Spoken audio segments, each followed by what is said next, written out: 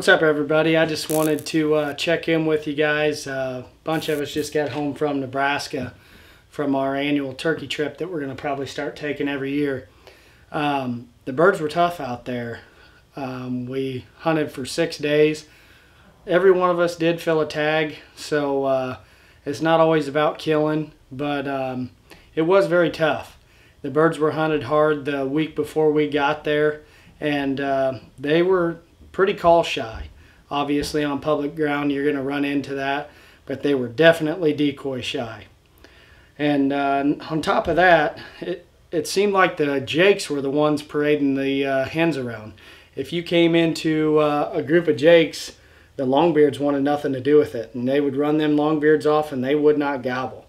So we had a pretty tough time. I say that, but we all filled tags. It was a great time. I had a good hunt first evening and ended up getting busted drawing back on the bird. That's the chance you take, obviously, by not using a blind when you're bow hunting. Didn't take my own advice and stay more patient, but other than that, Josh Christensen killed his first bird with a bow, and then ended up killing a Magnum longbeard second to last day we were there. He hunted the same field I hunted the first night and ended up having a longbeard come in with a couple hens and got a shot at him at 31 yards and dropped him right where he stood. Sean McCrory had an awesome hunt too. Real thick timber, but he made it happen somehow. I don't know how he got an arrow through there, but we had a good time. And his girlfriend, probably the highlight of the trip, we're taking pictures of Josh and Sean's birds and hear a bird gobble, and we ended up going up there, and we was almost about to leave and heard the bird gobble again, and I dropped down over the hill from him and started calling, and we ended up getting 2 jakes to come in for her, and she shot him at probably 10 yards, and seeing the excitement on her face it made the whole trip. Even if none of us killed birds, it was worth it to get her one, just to see a new person to turkey hunting get a bird and how it happened, have them birds coming in strutting. We really couldn't have asked for anything better. Had really good weather while we were out there. Overall, it was a great trip. One of the best ones I've had out in Nebraska, and definitely one I'll never forget. Stay tuned. We'll probably have that episode coming up within the next week or so. And a bunch of us got turkey season here in Illinois coming up. Missouri and Tennessee. So stick with us and we'll be cranking out some videos here soon.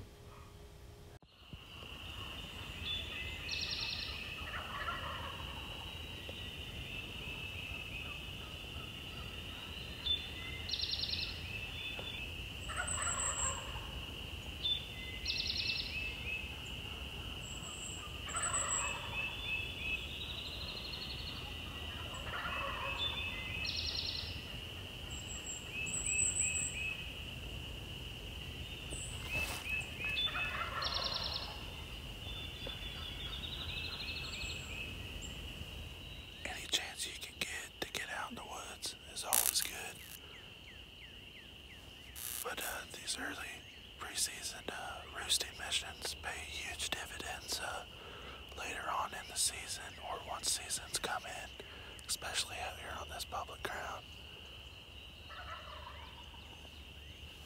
There's 2 or 3 of them in there. Good possibility that they're jakes with the way their gobbles sound, but I'm hearing birds. Man, they're going crazy. I'm hearing birds a half mile to the east here, down in the river bottom, in a spot I thought they were going to be. So this place has more birds than what I thought, and it's going to be fun to hunt come that time, man. They're just going off.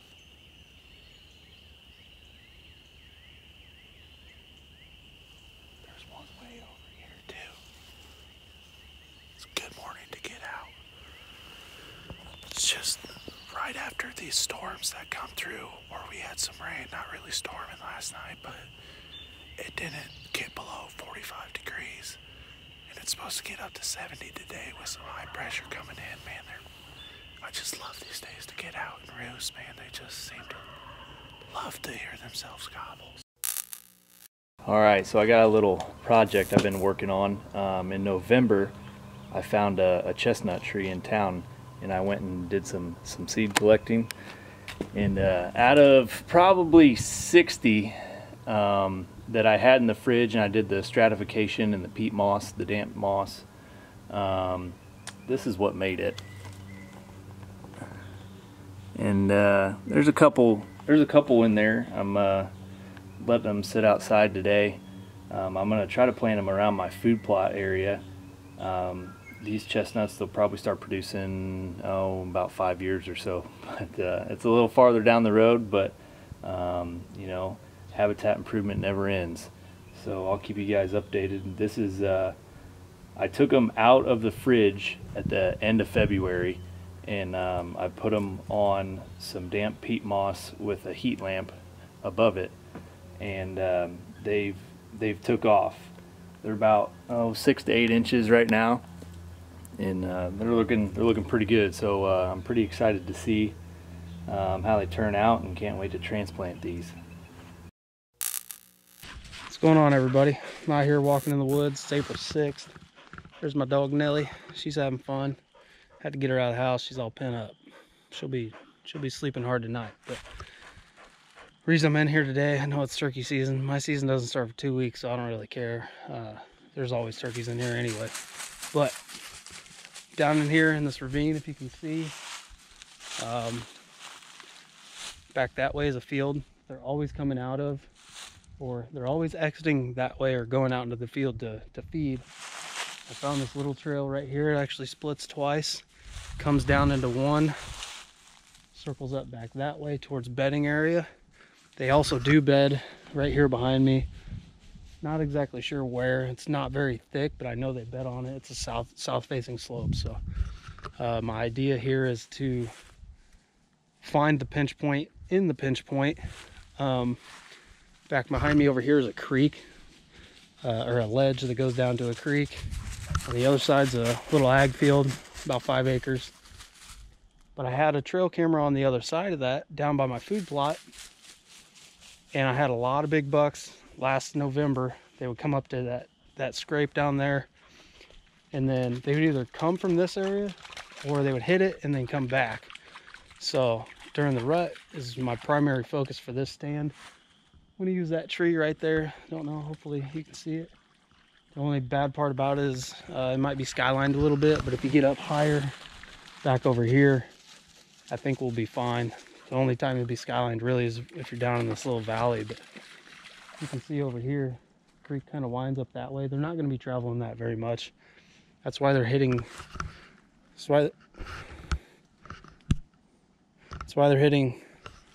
see if you can see it.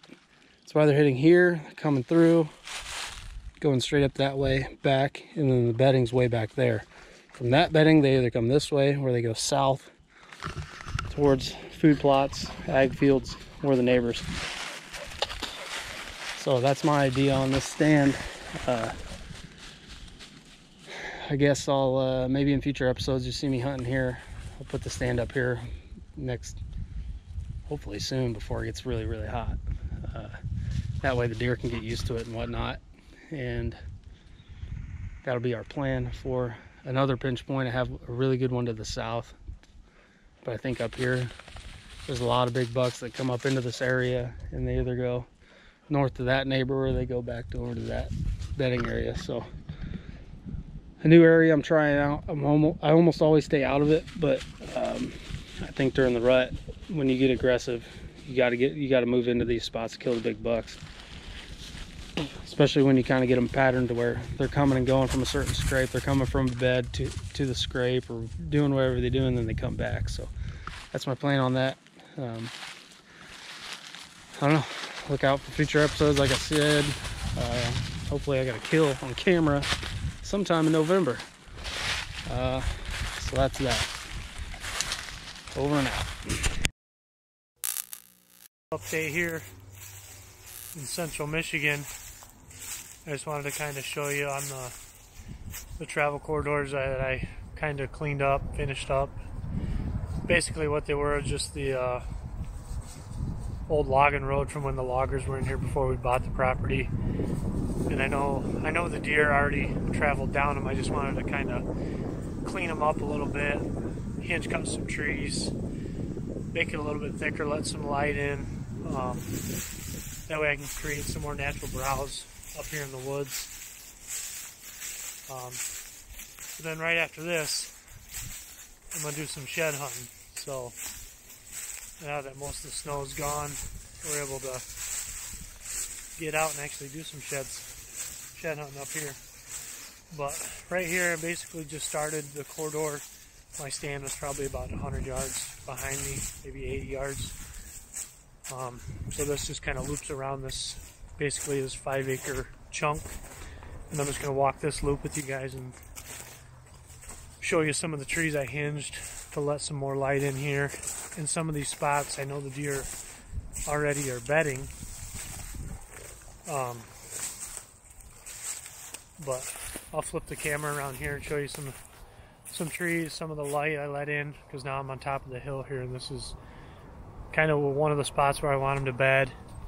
And then I actually, in this U, I've got some trees cut north and south as well to kind of help split the two halves up. That way I can try to pack more deer in here so they don't feel like they're bedding right next to each other. So let me flip this camera around.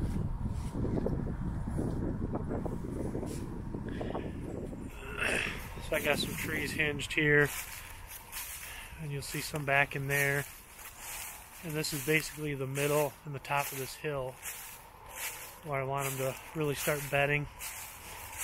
And then this is the old logging road 2-track that I got some trees hinged on the side. And then up right at the corner, just before I hit the neighbors, you'll see some beech trees I hinged. More top of the hill.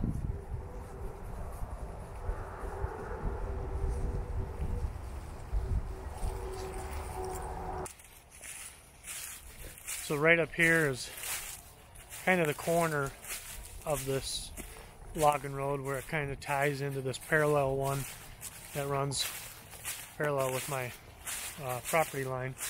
And then right here I got some beech trees, lots of entrances and exits to go in through here. And I know cutting these beech trees, they're not going to reproduce off the trunk or the stump or anything, but it is going to let more light in on the forest floor to let some more natural browse pop up. And I didn't really want to just drop them and waste that horizontal cover, so I still hinged them. I know they're a little bit bigger than what you want to. And then right here where I'm walking, cut a bunch of tops up that the loggers actually left. And then so now we're running north and south with my east fence line. And then this just is the U where it kind of goes. And what I was thinking is if they come off the neighbors, they'll hit this and travel this instead of just wandering through on runways. And being that I'm letting more natural browse in, some more sunlight, it should get a lot thicker. Hopefully they'll start bedding on this half of the property a little bit more, is the main goal. So I'll show you, I'll flip the camera around again right here, and I'll show you this is facing south. And on the other side of these trees is pretty much the neighbor's property. So you got my dog running through that. And just letting a lot of light in, a lot of tops from the loggers, and then back down the 2-track.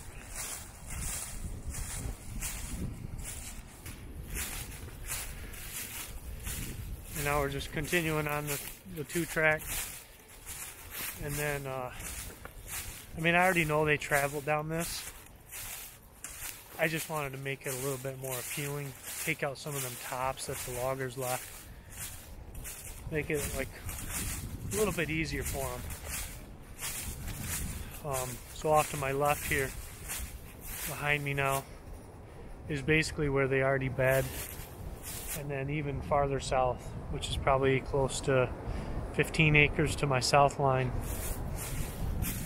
that I pretty much leave as a sanctuary as well. So I'm really hoping that this creates a lot more natural browse, for one, and two, once they come off the neighbors and they find out how safe it is, you know, and how much cover they have, they'll spend a lot more time right here, hopefully creating that inside to out property. But I'll flip the camera around one more time, because now we're on the far south side of where we started. So way over on the other side of that horizontal log, about 20 yards is where we started. So I cut a few trees up through here just to kind of get an idea how much thicker it was. I guess I really didn't show you how it was before, but this half now is quite a bit thicker. I get a lot of briars through here, and that's kind of what I wanted to create on the other half. So that's pretty much my vlog update, and showing you some of the corridors that I talked about in vlog 2 that I wanted to kind of create. But now that there's no snow left, well, almost no much snow, we still got quite a bit where it's thicker in the woods, and that's where I'm going to head right now. Get out of this wind a little bit, hopefully find a few sheds.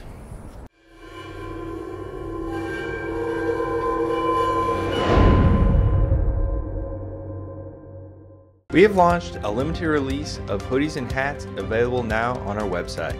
These pair great with camo and may help bring the luck you need. If you're looking for a new hat or hoodie and would like to support Team Radical, check out team-radical.com/shop. Serious land managers do everything they can to grow and harvest the biggest bucks possible. Maximizing herd health is part of any good management plan. Real World's exclusive Expect Healthy Deer technology is a true game changer. Developed by professional animal nutritionists working with captive deer breeders, Expect Healthy Deer technology can help your herd by enhancing the immune system, repelling insects, improving survival from disease outbreaks. This is going to lead to increased fawn production and antler growth on your property. To learn more, you can visit realworldwildlifeproducts.com.